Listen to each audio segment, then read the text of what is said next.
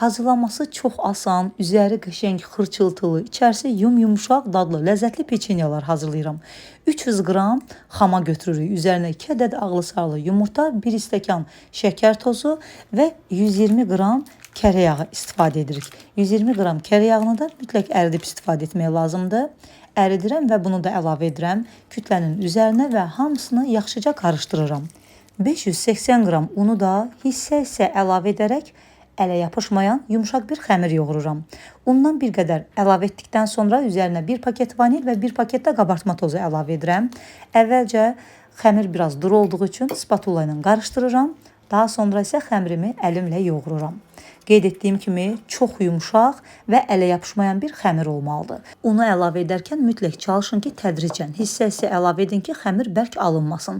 Çünki unların növlərindən asılı olaraq un 2-3 xörək qaşığı artıq və ya əski işlənə bilər. Xəmiri mandalin böyüklüyündə hissələrə ayırıram, kündələyirəm, üzərini örtüb soyuducunun buzluq olmayan adi gözündə yarım saatlıq gözlədirəm. Yarım saat keçdikdən sonra kündələrimizi soyuducudan çıxardırıq və gördüyünüz kimi hər bir kündəni əlimizin içərisində qəşəng uzunsov şəkildə düzəldirik və bu cür forma veririk. Hər tərəfini şəkər tozuna bulayıb məsafəli şəkildə listimizə düzürük. Listə düzərkən də mütləq məsafəli şəkildə düzün ki, çünki bişərkən də peçenyalar qəşəng şişirlər, köpürlər, bir-birinə yapışmasınlar. Bu reseptlə məndə 1 list yarım, ədədlə desək 23 ədəd iri ölçüdə peçenyalar alındı. Sobanı da öncədən yandırmışam. Mən konveksiya rejimində 180 dərəcədə sobanın ən alt gözündə 25 dəqiqə müddətində peçenyalarımı bişirib götürdüm.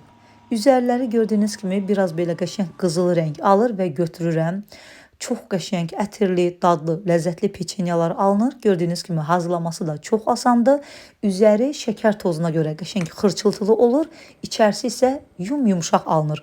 Yumuşaq peçenya sevənlər bu resepti çox bəyənəcək. Mütləq videonu bəyənib yaddaşa verin ki, itirməyəsiniz.